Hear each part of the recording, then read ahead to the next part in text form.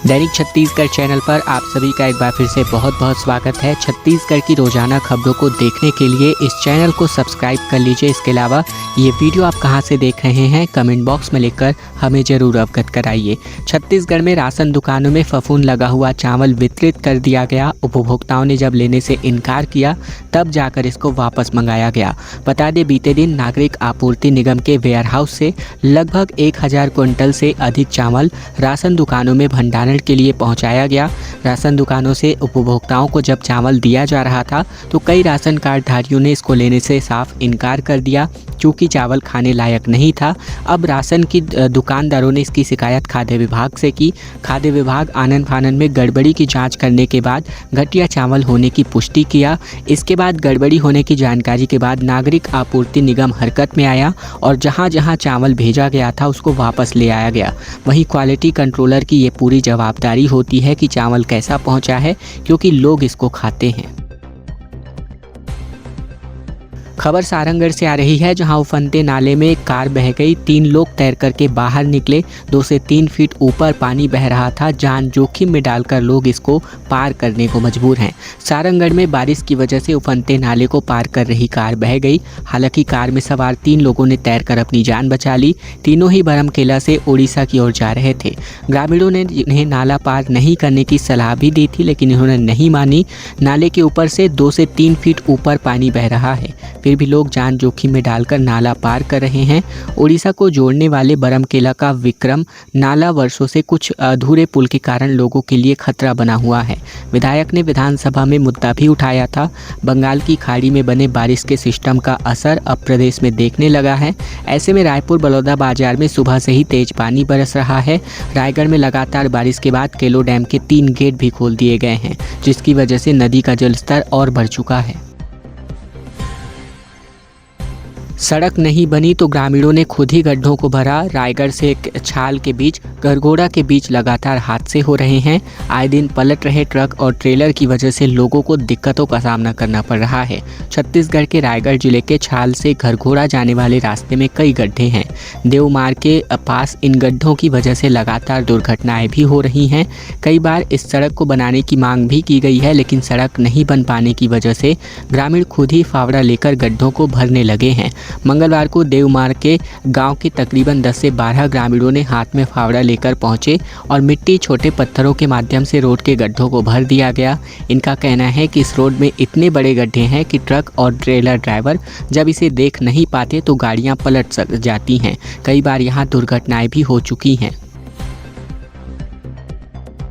राजनांदगांव में 7 लाख रुपए के इनाम के साथ हाफ मैराथन आयोजित किया गया। राजनांदगांव रनर्स ग्रुप और सन ग्रुप के द्वारा 16 नवंबर को हाफ मैराथन का आयोजन किया जा रहा है।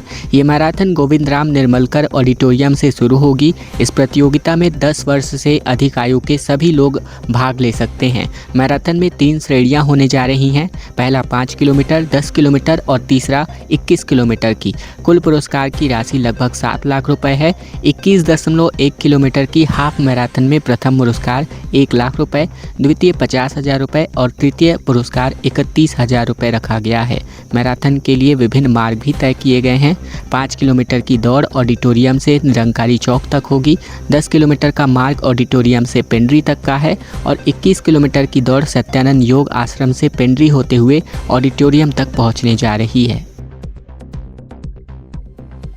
किसानों से लोन और सब्सिडी के नाम पर 35 लाख रुपए की ठगी की गई। नाबार्ड अधिकारी बनकर के ठग पहुंचे। मछली पालन फेंसिंग में 90% का सब्सिडी का झांसा देकर के रकम लेकर फरार हो गए।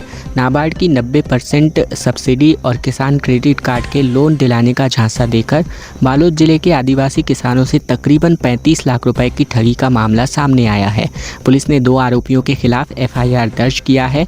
ग्राम पुनारकसा यानी थाना मंगचुआ के निवासी किसान द्वारिका प्रसाद गावड़े ने बताया कि जनवरी 2025 में 2 लोग गांव में आए। खुद को नाबार्ड अधिकारी बताकर उन्होंने दावा किया कि आदिवासियों को 90% सब्सिडी पर बोर खनन, मछली पालन और खेतों की फेंसिंग करवाई जाती है। इसी बहाने ग्रामीणों से दस्तावेज और रकम इकट्ठा करी गई। खाते में 9,72,000 रुपए का लोन, लेकिन हाथ में कुछ भी नहीं आया। बता दें, लगभग बात करें तो 35 लाख रुपए की ठगी इन किसानों के द्वारा करी गई। केलो डैम का जलस्तर बढ़ने की वजह से 3 गेट खोल दिए गए। रायगढ़ में गरज चमक के साथ बिजली और खंभों में पिन इंसुलेटर फट गए, जिसकी वजह से 10 से अधिक गांवों में सप्लाई बाधित हो गई।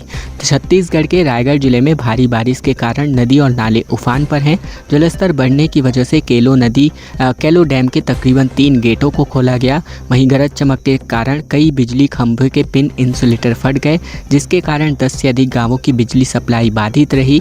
मंगलवार को ग्रामीण क्षेत्रों में बारिश के कारण डैम का जलस्तर बढ़ने लगा, जिसको देखते हुए दोपहर को ही बीते दिन डैम के 2 गेट को खोल दिया गया था। लेकिन शाम होते होते पूरे जिले में तेज बारिश होने लगी और ऐसे में बढ़ते जलस्तर को देखते हुए रात को एक और गेट खोला गया।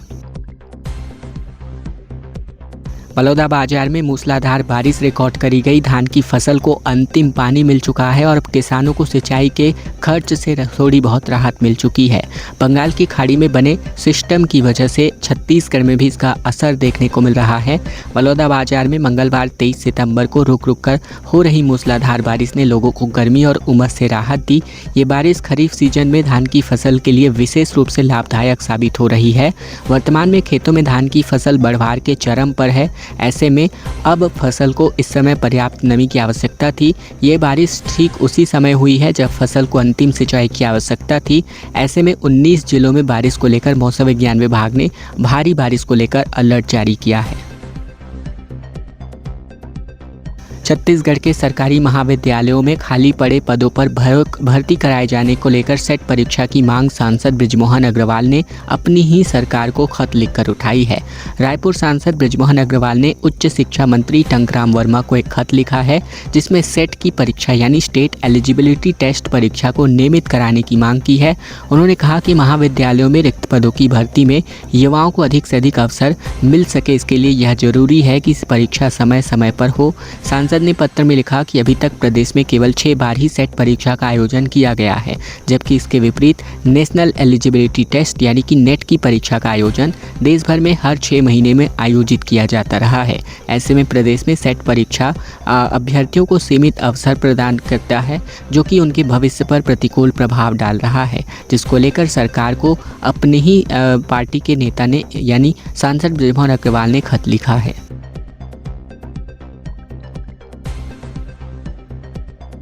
रायगढ़ में रोड क्रॉसिंग करते हुए 48 हाथियों का दल देखा गया, जिसका वीडियो सोशल मीडिया पर वायरल है। दोनों ओर गाड़ियों को रोका गया। 34 किसानों की फसलों को इन्होंने बर्बाद कर दिया। छत्तीसगढ़ के रायगढ़ जिले में एक बार फिर हाथियों का दल सड़क पार करते दिखाई दिया, जिसका वीडियो सामने आया है, जिसमें 48 हाथी और शावक भी शामिल है। हाथियों को सेफली रोड क्रॉस कराने के लिए हाथी मित्र दल और वन कर्मचारियों ने दोनों ओर से आ रही गाड़ियों को रोक दिया। मामला छाल रेंज के तरेकेला मेन रोड का है।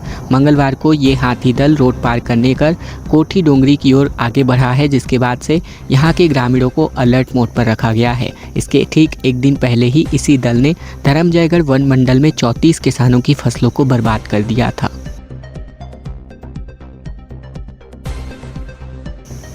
खबरों में आगे बढ़े इसके पहले चैनल अभी तक आपने सब्सक्राइब नहीं किया है, सब्सक्राइब जरूर कर लीजिए छत्तीसगढ़ की रोजाना खबरों को देखने के लिए, ताकि बिना किसी रुकावट आप तक खबरें पहुंचाई जा सके। वीडियो को लाइक और चैनल को सब्सक्राइब के साथ इस वीडियो को शेयर करना बिल्कुल मत भूलिएगा।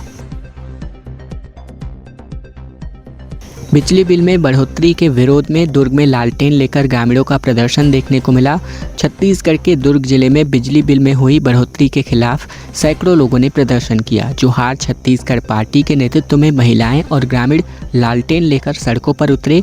प्रदर्शनकारी कलेक्ट्रेट पहुंचे और 1 दिवसीय धरना आयोजित किया गया। प्रदर्शनकारियों ने एसडीएम को ज्ञापन सौंपा, जहां इन्होंने बिजली की दरों में की गई वृद्धि को वापस लेने की मांग की। जिला महामंत्री पप्पू मिश्राम ने कहा कि मध्यम वर्गीय परिवारों को 4 से 5 हजार रुपए तक का बिजली बिल आ रहा है। इससे गरीब और मध्यम वर्गीय परिवारों पर आर्थिक बोझ बढ़ चुका है। जिला संयोजक कामेश साहू ने कहा कि सरप्लस बिजली वाले राज्य में दरों में इतनी ज़्यादा बढ़ोतरी उचित नहीं है। उन्होंने आरोप लगाया कि ये फैसला पूंजीपतियों को फायदा पहुंचाने के लिए लिया गया है। जीएसटी 2.0 का फायदा गिनाने सीएम सड़कों पर निकले। छत्तीसगढ़ में जीएसटी की दरों में कटौती होने के बाद अब प्रदेश भर में भारतीय जनता पार्टी ने इसको लेकर एक बड़े अभियान का रूप दे दिया है। जरूरत की 90% से ज़्यादा चीज़ें सस्ती होने से बाजारों में उत्साह का माहौल है। इसी कड़ी में मुख्यमंत्री विष्णुदेव साय खुद रायपुर के एमजी रोड पहुंचे। शारदा चौक से गुरु नानक चौक तक उन्होंने दुकानदारों से मुलाकात की और कारोबार की स्थिति का जायजा लिया। सीएम साय ने सबसे पहले जयस्तंभ चौक पहुंचे, जहां से शारदा चौक होते हुए माता रानी के पंडाल में माथा टेका और आशीर्वाद लिया। इसके बाद वे सीधे साइकिल, इलेक्ट्रॉनिक्स और घरेलू सामग्री की दुकानों में पहुंचे। दुकानदारों से बातचीत करते हुए उन्होंने जीएसटी घटने के बाद बिक्री और ग्राहकी पर असर जानना चाहा। सीएम साय ने दुकानों पर बचत उत्सव का स्टिकर भी लगाया। रायपुर में फिल्म हेरा फेरी के स्टाइल में 5 करोड़ रुपए की ठगी को अंजाम दिया गया। ठग ने कहा कि 100 दिन में पैसा डबल कर दूंगा, इंटरनेशनल कोर्स करके आया हूं, कहीं नहीं भागूंगा। रायपुर में फिल्म हेरा फेरी के स्टाइल में 100 दिन में पैसा डबल करने का बात झूठा वादा कहकर युवक ने 12 लोगों से 5 करोड़ रुपए की ठगी की है। निवेशकों को झांसे में लेने के लिए कहा गया कि वह इंटरनेशनल कोर्स कर चुका है और कहीं नहीं भागेगा। मामला टिकरापारा थाना क्षेत्र का है। जानकारी के मुताबिक आरोपी ठग का नाम अनिरुद्ध दलवी है, जो कर्नाटक के बेलगाम के रहने वाला है। आरोपी की कंपनी का नाम ए स्क्वायर ग्लोबल कंसल्टेंसी है। पैसे निवेश होने के बाद आरोपी मोबाइल नंबर बंद करके फरार हो गया। आरोपी महंगे होटलों में सेमिनार आयोजित करता था, लोगों को अमीर बनने के लिए मोटिवेट करता था। निवेशकों के टिकरापारा थाने में शिकायत दर्ज कराई गई, जिसके बाद पुलिस ने आरोपी के खिलाफ धोखाधड़ी की धारा में एफआईआर दर्ज किया है। पूरा मामला रायपुर के रहने वाले अनवर मोहम्मद ने बताया। 9 महीने पहले सोशल मीडिया और यूट्यूब के माध्यम से ए स्क्वायर ग्लोबल कंसल्टेंसी कंपनी के बारे में इनको पता चला और अब इन्होंने आंख मूंद कर इस पर भरोसा भी कर लिया। 44 महीने एब्सेंट रहा, फिर भी 14 लाख रुपए का वेतन भुगतानित कर दिया गया। छत्तीसगढ़ के गरियाबंद जिले में एक पंचायत सचिव को 44 महीने तक एब्सेंट रहने के बाद भी तकरीबन 14 लाख रुपए का वेतन भुगतानित कर दिया गया। मंगलवार को जिला पंचायत सचिव संजय नेताम ने मामले की शिकायत को लेकर कलेक्टर भगवान सिंह उइके से इसकी शिकायत की, जिसे उन्होंने जांच का निर्देश जारी किया। मामला जाड़ापादर के पंचायत का है, जहां जानकारी के मुताबिक सचिव का नाम समारू राम ध्रुव है, जो कि जाड़ापादर के पंचायत में पदस्थ है। संजय नेताम ने बताया कि 2019 में शोभा पंचायत में निर्माण कार्य में गड़बड़ी के आरोप में इसको निलंबित कर दिया गया था। 2021 में बहाली के बाद उसने तुरंत तेतन खोटी के पंचायत में पदस्थ किया गया, लेकिन उन्होंने वहां ज्वाइन नहीं किया। अगस्त 2025 तक चली इस अनुपस्थिति के दौरान जनपद पंचायत ने कई बार नोटिस भी जारी किया। जिला पंचायत को इसकी जानकारी भी दी गई, लेकिन सचिव ने किसी भी प्रकार का नोटिस का जवाब नहीं दिया और अब यहाँ पर ये मामला उजागर हुआ है। दंतेवाड़ा में 71 नक्सलियों ने अपना आत्मसमर्पण किया। 30 पद पर तकरीबन 64 लाख रुपए का इनाम है। इसमें डीवीसीएम, एसीएम रैंक के 21 महिला और 50 पुरुष माओवादी शामिल हैं। छत्तीसगढ़ के दंतेवाड़ा जिले में लोन वर्राटू अभियान से प्रभावित होकर कुल मिलाकर 71 नक्सलियों ने आत्मसमर्पण किया, जिसमें 21 महिला और 50 पुरुष नक्सली शामिल हैं। 30 नक्सलियों पर 64 लाख रुपए का इनाम घोषित है। सरेंडर करने वालों में डिविजनल कमेटी मेंबर यानी डीवीसीएम और एरिया कमेटी मेंबर यानी एसीएम रैंक के नक्सली हैं शामिल। ऐसे में कई नक्सली ऐसे हैं जो कई बड़ी मुठभेड़ों में शामिल हो चुके हैं। छत्तीसगढ़ सरकार की पुनर्वास नीति के अंतर्गत हर आत्मसमर्पित नक्सली को 50 लाख रुपए की तत्काल सहायता, स्किल डेवलपमेंट प्रशिक्षण, कृषि भूमि आवंटन जैसी सुविधाएं दी जाएंगी। पुलिस अधिकारियों ने बताया कि इन अभियानों का मकसद नक्सलियों को हिंसा छोड़कर सामाजिक मुख्यधारा में लौटाना है और साथ ही आत्मनिर्भर जीवन जीने की कला सिखाना है।